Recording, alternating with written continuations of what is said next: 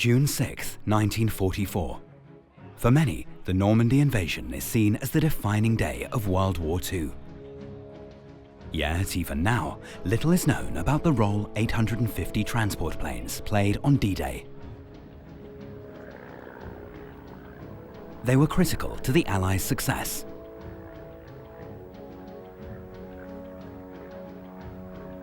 Now, the DC-3 is a bit of a Jekyll and Hyde aircraft because it has this civilian life, but it also has this military life. During the Second World War, the DC-3 helped the Allied forces secure victory.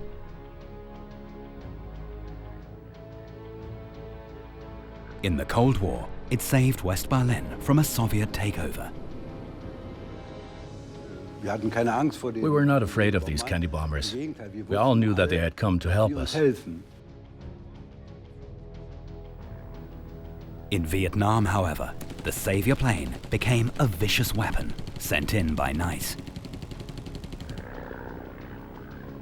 Following her military career, this chameleon of the skies transforms herself once more. She becomes an airliner again, and the grand lady of post-war aviation. The DC-3's many names reflect its long and storied history: Sky Sleeper, Dakota, Candy Bomber, and C-47.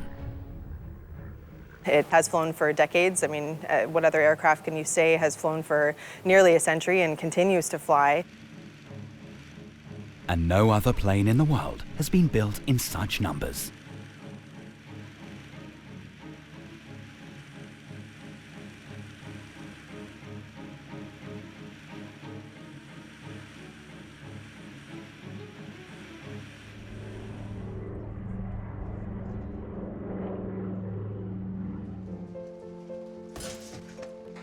The DC-3 was launched in California in 1936, and in just 10 years, more than 16,000 of them were produced. In the US, it revolutionized air travel, sidelining the railroad for long-distance transport.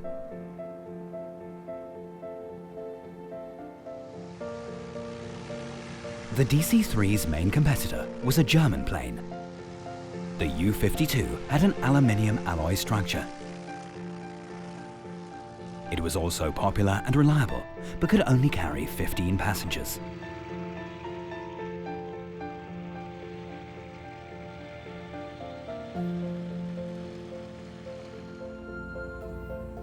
The DC-3 was superior to the U-52 in every respect. More seats, better flight performance, a modern design. It became a role model for several generations of passenger aircraft. But soon, the Second World War would dramatically change its daily life.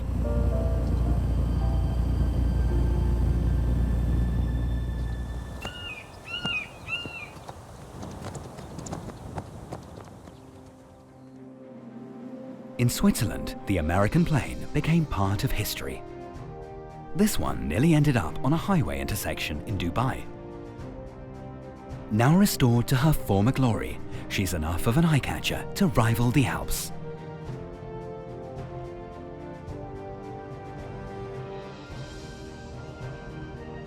She was rescued by Hugo Mattes, a local businessman. The DC-3 has become his hobby and now plays an important role in his life.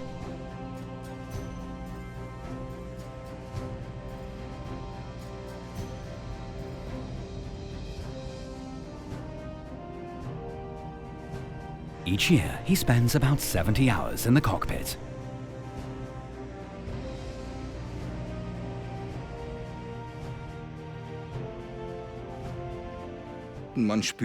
You can feel the plane when you fly it. You have to take it in your hands and experience it. As a pilot, I'm important, so I have to do it myself. It's something quite special.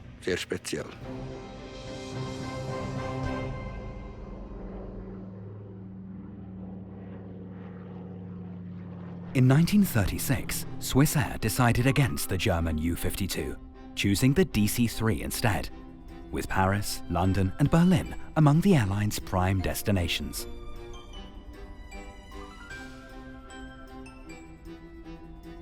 Switzerland became Douglas's first customer in Europe. During World War II, the Swiss DC-3 wore neutral paint to avoid being shot down by the Germans as enemy aircraft.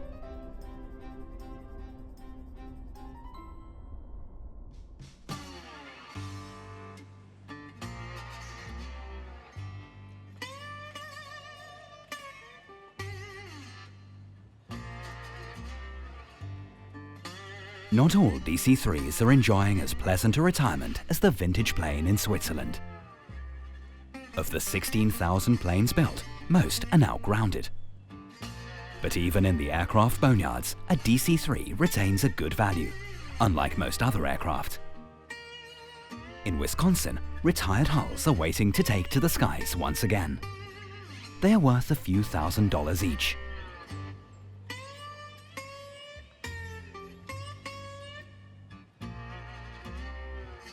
The airframe is fantastic. It is, after all, a DC-3. You modernize the electronics, you put the new engines in it, and you have almost a new airplane. At Basler Turbo Conversions in Oshkosh, these veterans of World War II are given a new lease on life.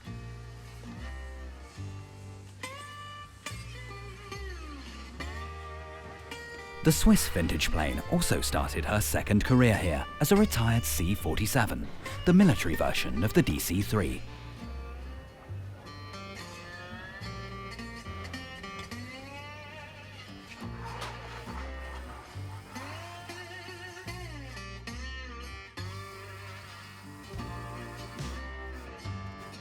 In these hangars, Basler employs 100 men. And Ashley Hazy.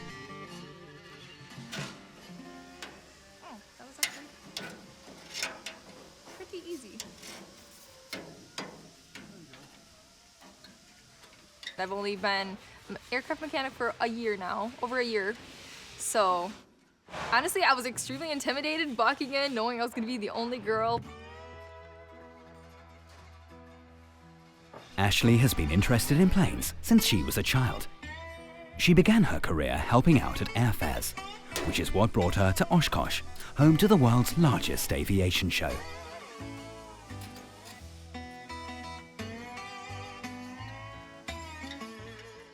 I just knew right away I wanted to be an aircraft mechanic, and I love it very much. Ashley and her colleagues are working exclusively on DC-3s. This is what Basler specializes in. For Ashley, every reg has its own personality.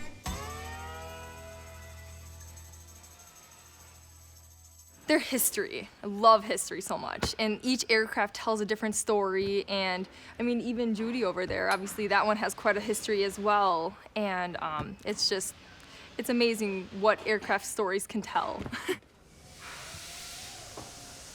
Judy, for example, could tell how she was shot at in the war and how she performed several emergency landings.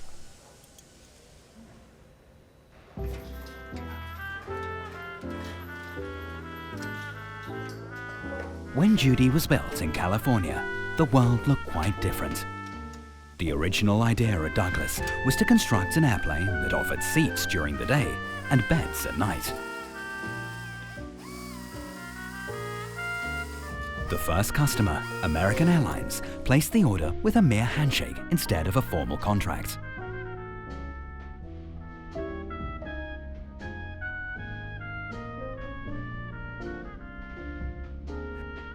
The service was limited, was also very expensive. You had to be fairly wealthy to fly. It was not for everyone.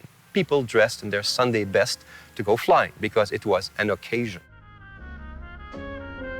Being an air hostess suddenly became a highly sought-after career. The sleeper provided great comfort. Huge seats like living room chairs, modern ladies' and gentlemen's toilets. And at night, the seats became beds.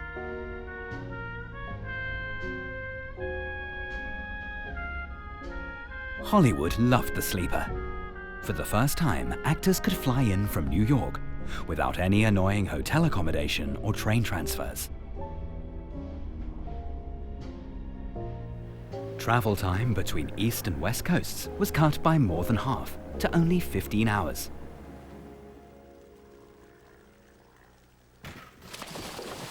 Including 3 stopovers for refueling. So the DC-3 kind of changed things by making the journey the destination, as opposed to sort of slogging it out and just getting where you need to go. The planes landed in Glendale, near Beverly Hills.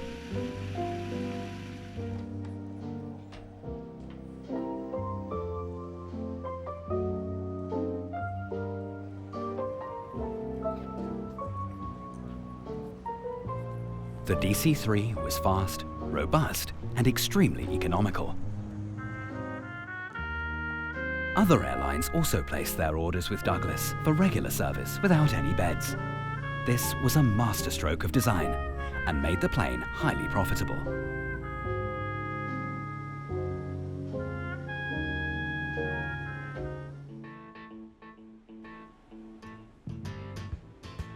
The Hollywood sleeper has almost been forgotten today, but not in Florida.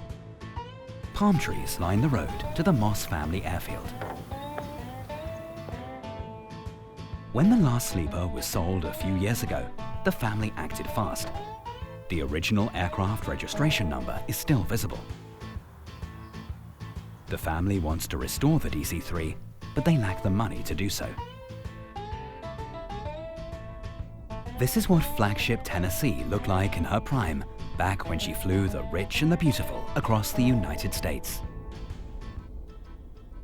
We're going to bring it back to what it was in 1936 as the oldest DC-3 in the world today, and it was the 6th one ever built. So, of all the DC-3s, this one really deserves to live again and to show the world what airline travel was in the mid-30s. On board, the food was freshly prepared. There were no classes like today. Every ticket was equally expensive.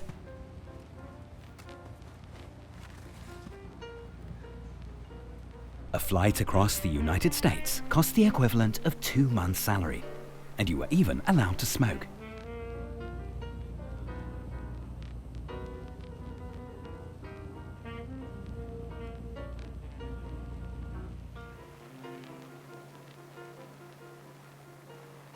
I started when I was about 15 years old, flying DC-3s with my dad from Miami to the Bahamas, Turks and Caicos, and in 2007 we bought our first one as a family. In the 1990s, the Moss family was living and flying in Alaska. At the age of 7, Glenn was allowed to take control of the plane, under his father's supervision, of course.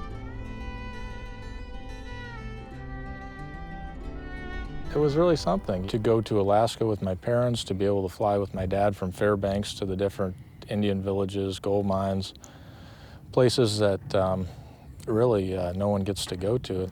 They'd put the boys in the front seat. Charlie was 10, turned 11, and Glenn was 7. And they'd put the boys in the front seat and they'd go in the back.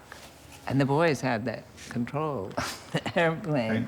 It's me and that's Glenn. These were good days. You remember you were saying, do all kids have to do this? And I said, be quiet and keep flying. And Glenn had to stand up. He had to stand on the paddles and pull it back. But they made it go. They got the feeling of it from the time they were really little.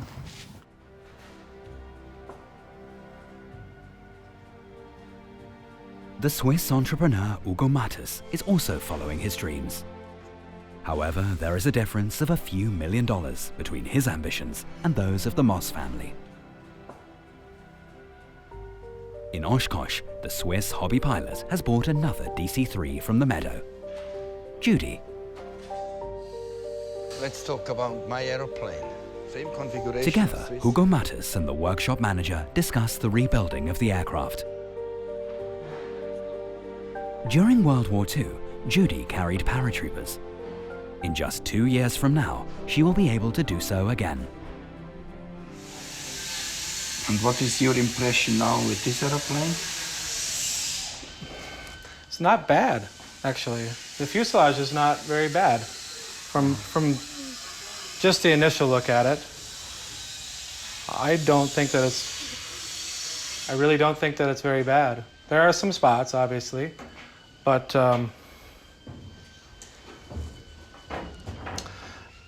you know, there's not as many holes in these frames. You know, they look pretty good.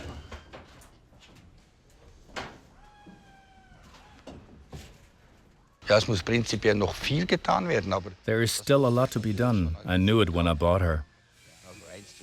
Buying the plane costs around 1/20th of what I'll spend in total. And by the time I'm finished, I'll have invested the same thing 19 times until it's what I want it to be. bis es so ist, wie man das haben will. The cutting of sheet metal requires strength and an eye for detail. This aluminium sheet will replace a piece of Judy's outer skin.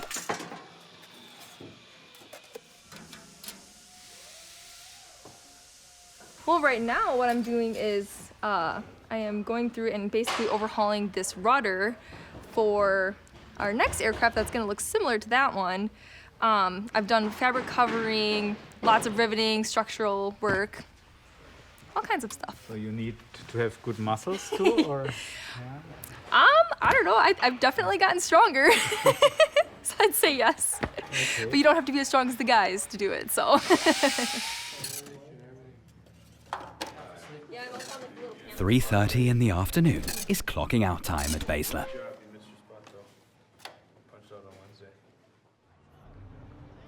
At Douglas in Santa Monica, a new era is looming. The factory is working around the clock. A few hundred DC-3s leave the production halls every month. Nearly all of them are delivered to the military as C-47s.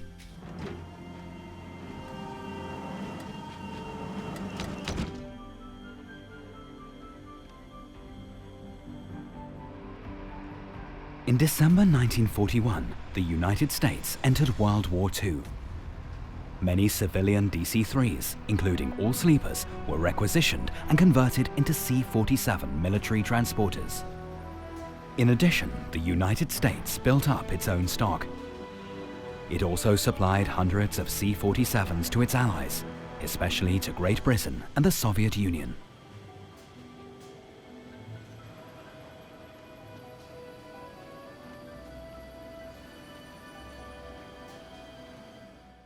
Obviously, its military story was quite a bit different. You're not getting plush seats. There were metal benches for the troopers to sit on, or they could take two light trucks. I mean, this is a remarkable airplane, and basically had a reputation to carry whatever you could put in it, whatever you could throw at it. In England, the 101st US Airborne Division was rehearsing for D-Day, for the liberation of Western Europe.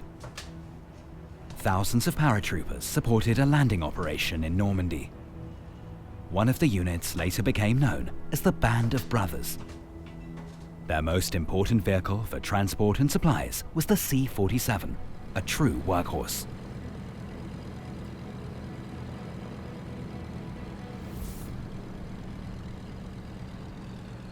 We had number of C-47 practice jumps in the States. And of course, after we got over to Europe, to England, we perhaps had 15 or 20 practice jumps from the C-47s. The Americans brought as much as they could to the table. They only had one chance with the invasion, so it had to be successful. Their surprise attack from behind German lines helped establish the beachheads. For the first time in a war, cargo gliders supplied the paratroopers.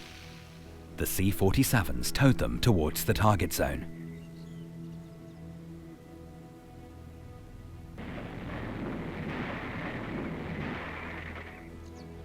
The gliders carried everything that they could. And we needed the supplies, we needed the ammunition, and we needed the equipment. So the gliders provided that for us. We couldn't carry a Jeep with us on the C-47. It had to be on the gliders. I'm sure that if it weren't for the gliders or if it weren't for the C-47s pulling them, the mission would never have been accomplished. The gliders were made of wood. They did not have to return and were therefore designed to be disposable. They had a high failure rate.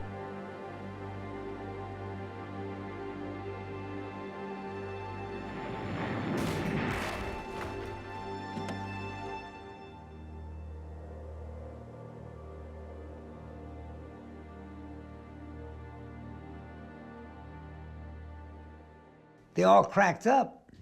The minute they hit the ground, they cracked up. They were no more good. And sometime when they cracked up a lot of people with them. The paratroopers called them flying coffins because we would have nothing to do with them. They were dangerous. As the invasion approached, the Americans had cause to be concerned. To motivate his troops, General Eisenhower, the commander-in-chief, addressed them in rousing terms.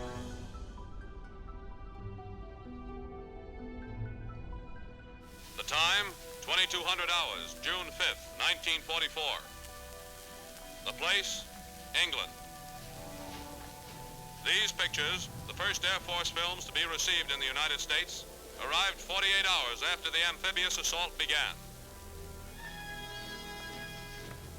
I recall very well that everyone was nervous. Very quiet, but very nervous. You could see it, you could feel it. General Brereton, on the line for the takeoff, passes on the traditional good luck charm, a rabbit's foot.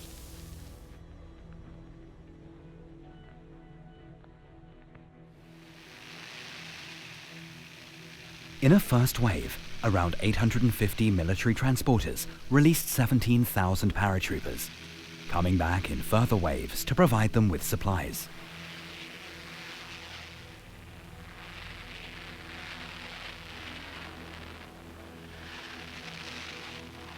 The invasion has started.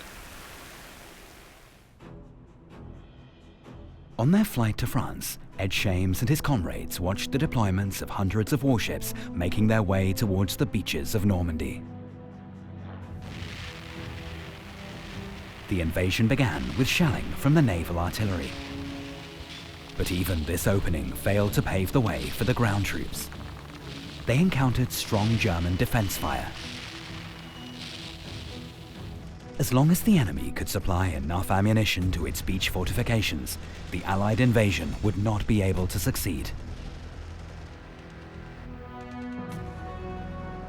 It was the task of the paratroopers to cut off the German supply routes by taking control of all bridges near the beaches, so that the Allied ground forces could land safely.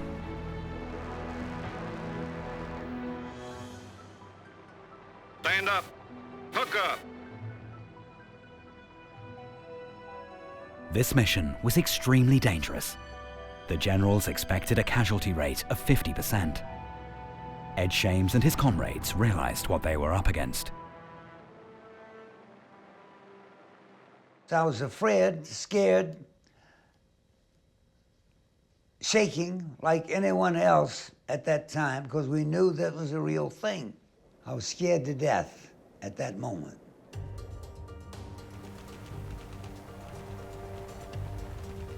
It took him about 15 minutes to land. Floating in the air, the men were exposed to German defensive fire.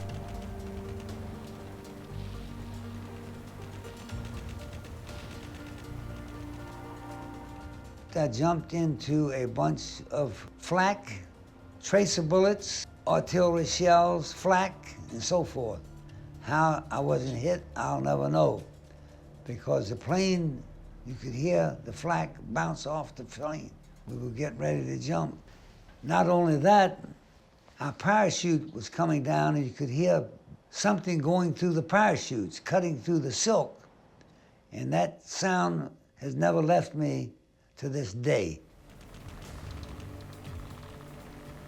Few units jumped off at the right point because the pilots had lost their orientation. A new radar system intended to mark the landing zones did not work.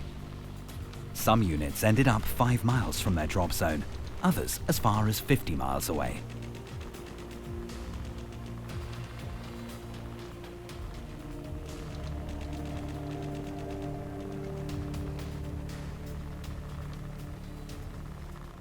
We were there in no man's land, enemy territory. We had to make contact with the Beach forces, which we did after 3 days. Once they had landed, the paratroopers were supplied exclusively from the air. The C-47s came back again and again, pulling the gliders behind them.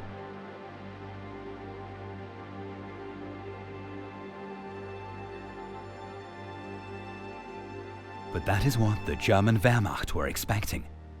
They had flooded the fields and meadows to prevent the gliders from landing safely.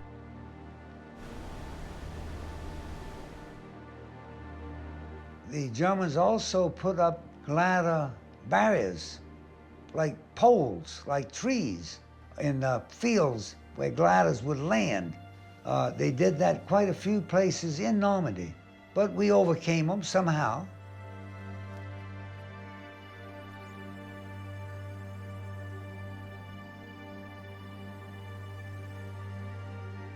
Overcoming the barriers came at a high price to the glider crews. 1 in 4 soldiers was killed in the operation. But those who survived helped turn the tide in favor of the Allies.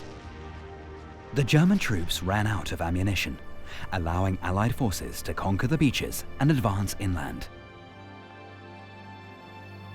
The Wehrmacht had to withdraw or surrender.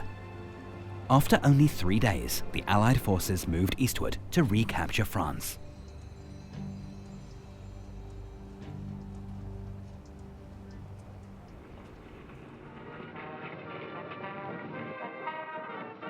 Given the high risks faced by the paratroopers and glider crews, General Eisenhower honored the courage of his men, but also praised the DC-3 as a key factor in winning the Second World War.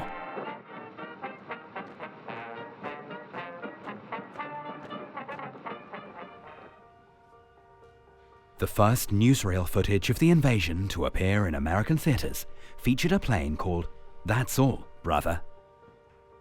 This DC-3 became a legend of the war.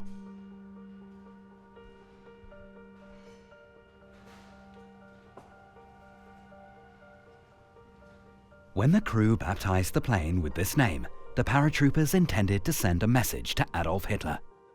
"That's all, brother."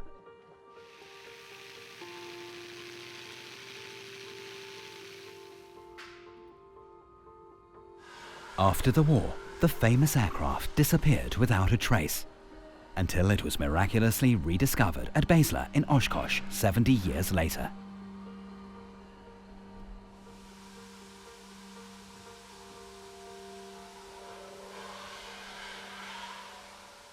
We actually didn't even know we had it. It was sold to us by a gentleman who was down on his luck and had pretty much run his operation out of money, and he wanted to sell the airplane to us. And we put it back with the other airplanes in our boneyard. We call it back in the grass. And it sat there for several years, I think 7 maybe. And we just didn't even know what we had. By sheer chance, a historian recognized "That's All, Brother" by her serial number. Basler suddenly had a superstar on their hands, but also a problem. Many wanted to buy the famous warhorse, including Swiss enthusiast Hugo Matters. But in the end, he had to make do with Judy.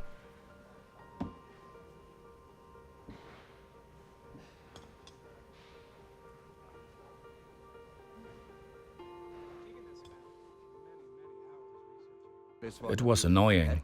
They had promised I could buy it, but I understand the historical reasons. This plane belongs to America.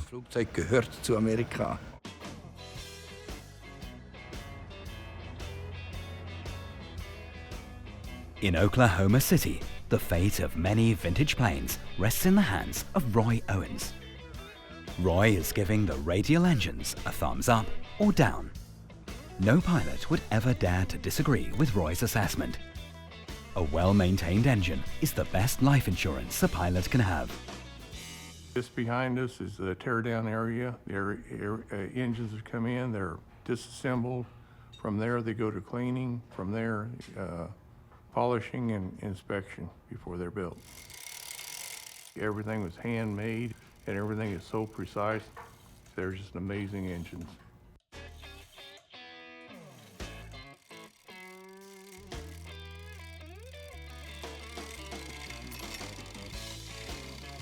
Today, Judy's radial engine is under inspection. It's dismantled to see if its cylinders still work safely enough, or whether they've been pushed a little too hard.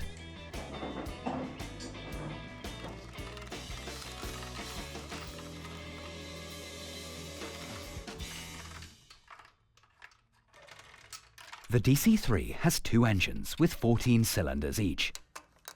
Each cylinder must reliably deliver 86 horsepower, generating a total of 2,400 horsepower.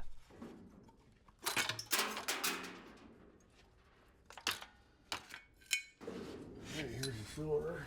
And push rod. The roll of cylinder is very important. It takes all the heat, the thermal shocks. It is replaced more than any other part on the engine during its lifetime. Roy is in no doubt. Judy's cylinders are only good for the scrap heap and must be replaced.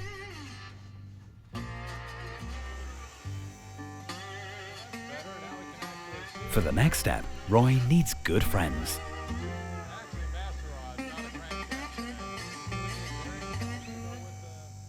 What do we gather up here to send Roy Owen? I think for two engines. So, Right. I've got a new master rod here, brand new master rod here, A main bearing. one main bearing, And that should be the rear. the rear, okay, two. And what about piston ring? I think we got them right here. Okay, and a bearing shell. So 25 to a box. It's World War II vintage, but as you can see, it's perfectly preserved inside. They're packaged with Cosmoline and It's okay. really packaged to stand the test of time. It was all military surplus post-World War II, and then the government would sell it off in lots, and the big engine shops would buy the lots. And they were able to continue building engines for decades off of military surplus, and still today.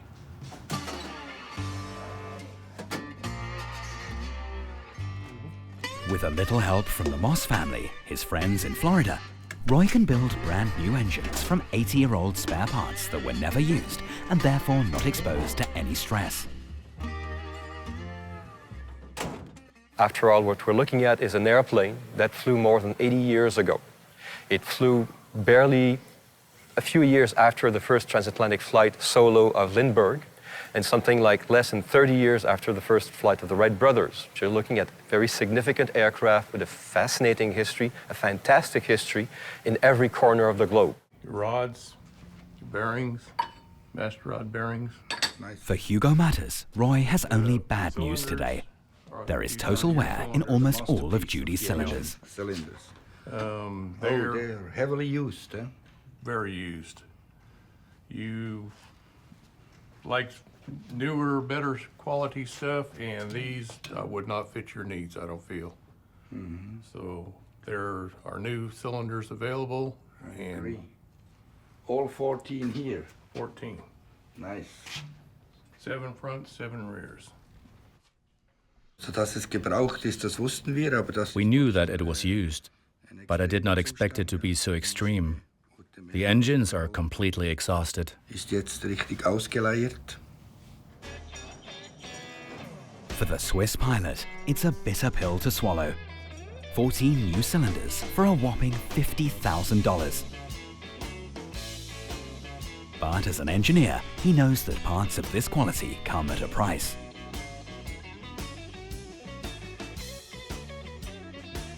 Das wurde gebaut, damit It was built to last for decades. You can see logically how it was put together. Each mechanical part has its own function, and so it makes sense when you look at it. It's just phenomenal. einfach phänomenal.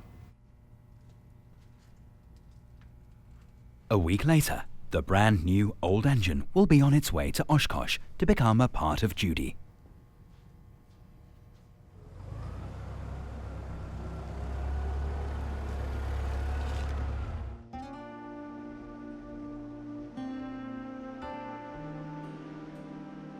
When a hobby becomes serious, passion may be what is most required. But knowledge is equally crucial.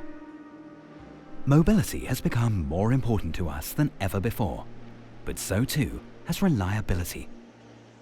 Such strengths determine success or defeat. And not only in wartime, and not only on the DC-3. Not even the engineers at Douglas could have guessed that, some 80 years later, their design would be considered the most successful plane in aviation history. In 1948, this DC-3 helped to save West Berlin from a Soviet takeover. Instead of being shut away in a museum for the rest of her days, this candy bomber is intended to fly passengers over Berlin. The pilot Frank Hellberg, the owner of a small airline, is aiming to get his dream off the ground. But to get started, he requires a license he doesn't have yet.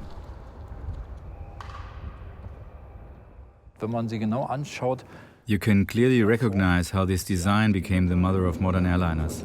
In Berlin, she had a huge political impact too. She turned former enemies into friends. This is the heritage of this plane, and that's what we want to tell.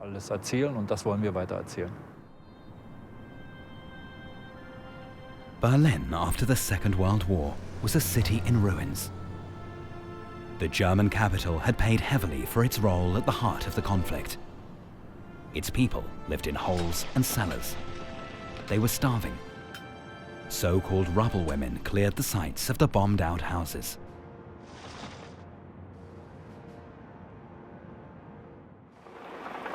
But then the victors began to argue. In June 1948, the Soviet Union blocked all land routes into Berlin, so that the Western Allies could no longer get supplies to their sectors of the city.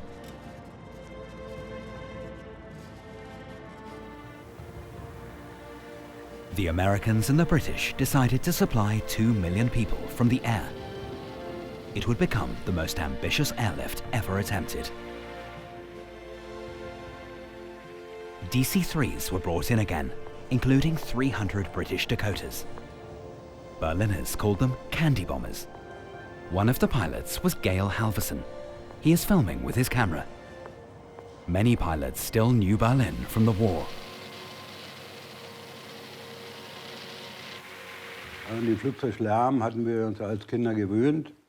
We had got used to aircraft noise as children, from the Allied air raids in the war. But after the war, there wasn't much air traffic over Berlin. Now it started again in 1948 with the airlift. We were not afraid of these candy bombers. We all knew that they had come to help us. In June 1948, Germany was divided into 4 occupied sectors. The candy bombers reached West Berlin using 2 corridors from Hamburg and Frankfurt. They were the first air corridors in the world. As soon as the planes were unloaded, they returned to West Germany using a 3rd return corridor towards Hanover.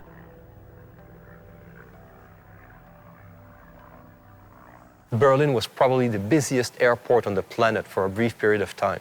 Anything from food to coal to milk, everything that the Berlin population needed was flown in. It was amazing. Every pilot had to make a successful first landing in Berlin or fly back immediately without landing at all. Their schedule was excruciatingly tight.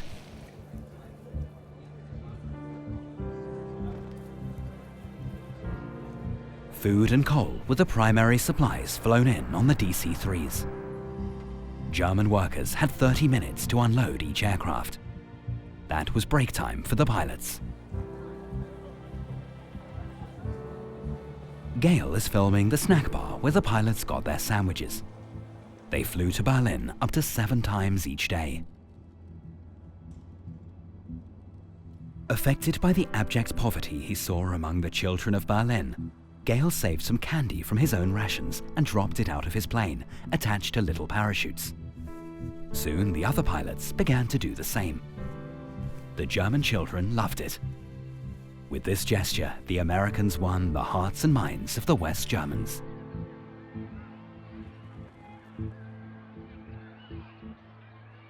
If there was a parachute coming down, then hundreds of children would run through the streets and chase it.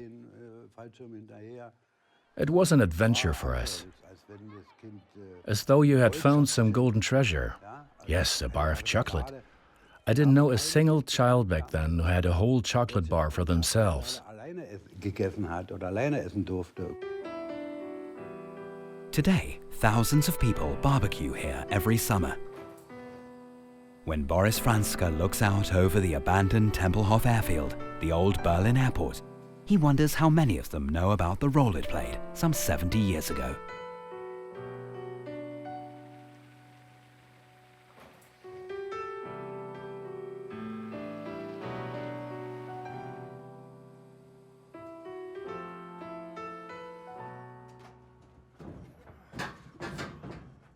At the new Berlin airport, the DC-3 crew cannot take off, as their old candy bomber is no longer airworthy, and their new one lacks the proper license. Putting in the seats from the old plane should help the new aircraft to get the license needed.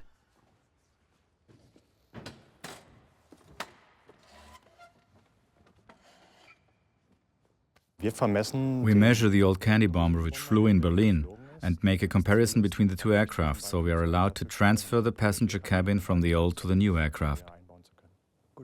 Let's take the cockpit as a reference point. European aviation law is complex. In order to transfer the license, engineers have to confirm, using a cross laser, that both aircraft are identical down to the last millimeter.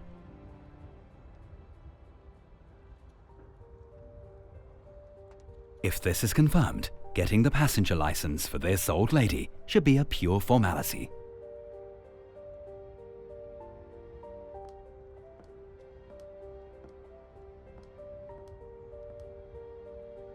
Berlin has an incredible history, from the wars to the wall. And this plane will help us to tell this story to the world.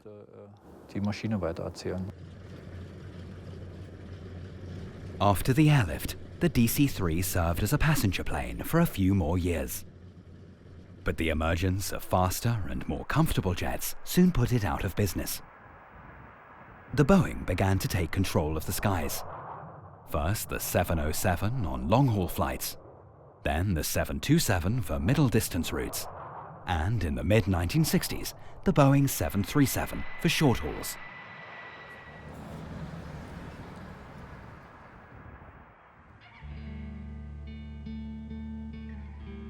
But even in the jet age, the veteran roared back to life. In Vietnam, the DC-3 earned her final nickname, Puff the Magic Dragon, after a well-known hippie anthem.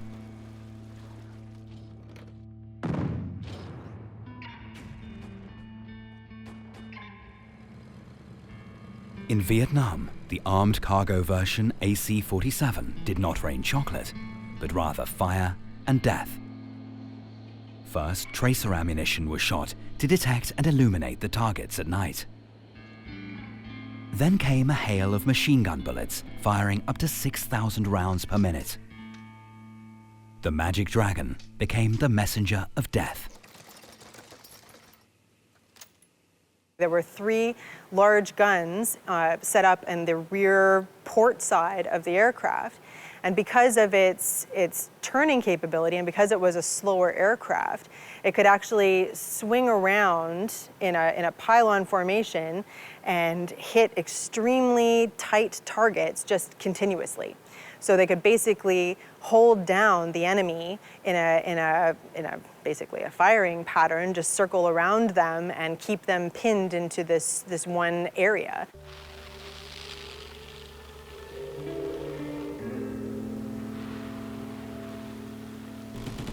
The crew flew until they ran out of either fuel or ammunition.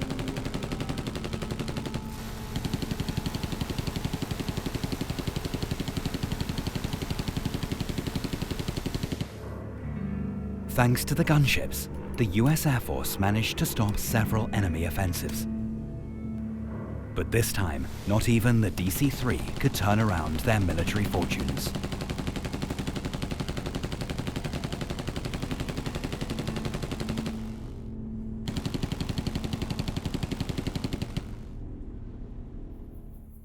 After the US withdrawal from Vietnam, the DC-3 finally seemed to be consigned to history in most parts of the world.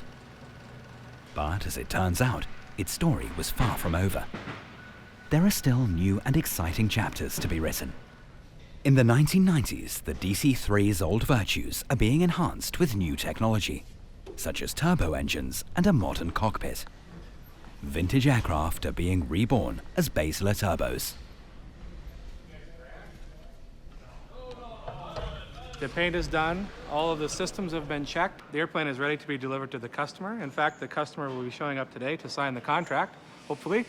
Good morning. Good to see you again, Andy. Hey, Randy. Hey, Randy. How are you, sir? Welcome to Oshkosh. Thank you, sir. It's just a great set of customers that we can work with on this aircraft. We're really looking forward to that. Yeah, that'd be cool. Very nice. Amazing. Well, here's the final document for your airplane that you're taking delivery of today. It just basically states that you accept the airplane and it's finished, and we can finalize the contract, the last piece of paper. Good stuff. You got to sign. We'll go flying. All right, thank you, Doug. Thank you very much, sir. Thank you, sir. Thank you, Andrew. It's been a pleasure. Thanks guys. Yep. The Turbo DC-3 combines the best of two worlds. From the past, the original license, the airframe and the aviation features, and from the present, the safety of a modern cockpit. So I have a little bit of time, 4,000 or so, but mostly in small stuff. So I just...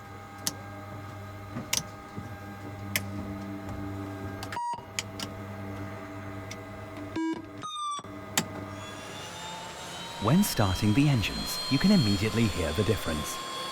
The turboprop sounds like a jet, no more buzzing of a piston engine.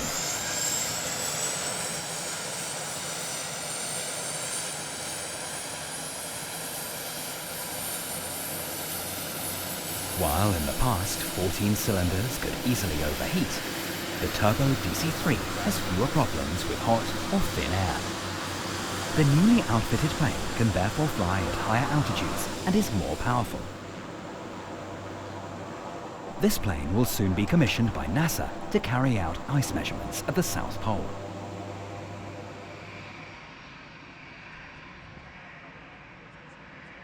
The German Alfred Wegener Institute has also bought two Turbo Classics and equipped them with sophisticated technology for polar research.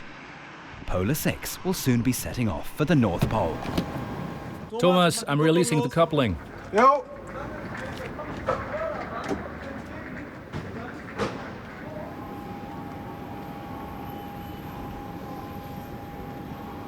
Before leaving for the Arctic, the research equipment is carefully tested.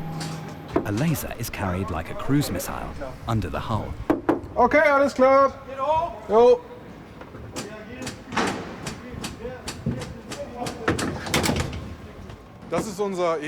Our EM bird is a great system. We fly at low level and the instrument records the thickness of the sea ice from 25 meters above its surface. Über dem Meereis dessen Dicke.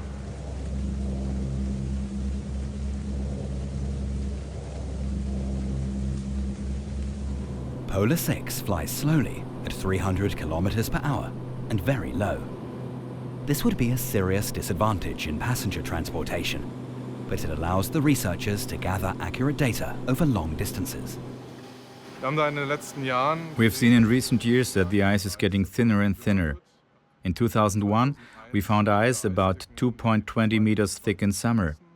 It was about half of that last year, and now we are curious to see what the ice looks like this year. Und jetzt sind wir natürlich gespannt, wie das in diesem Jahr aussieht, ja. The results of these research flights provide evidence of climate change, for example, in Greenland. Greenland loses 3 times as much ice every year as there is in the entire European Alps.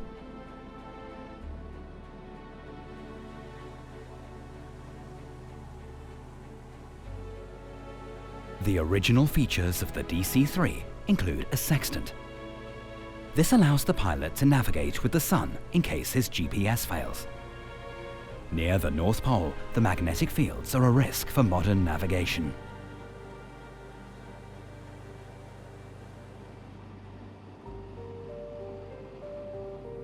Weather permitting, the team cruises over the North Atlantic for up to 6 hours a day.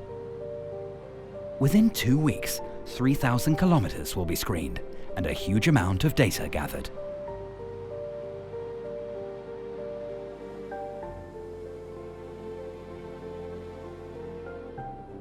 Station North is the northernmost point of Greenland, inhabited by only a few soldiers.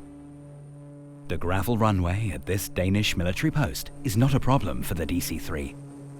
She manages well on uneven surfaces and can even land on snow and ice.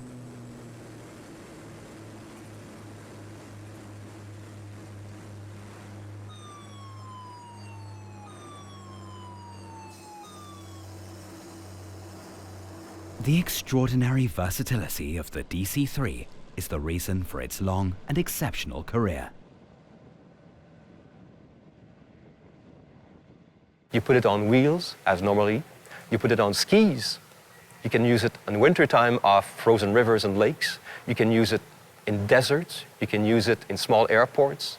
You can use it in mountainous areas. It is a fantastic aircraft that can take off from fairly short fields using the technology that was available at the time. The 1,000 lives of the DC-3 was an exceptional journey through the 20th century. Luxurious Hollywood sleeper, D-Day cargo carrier, the savior of West Berlin, and now, at the age of 80, helping to solve the riddles of climate change. No other aircraft has done more to shape the course of history. Keep at it, old girl.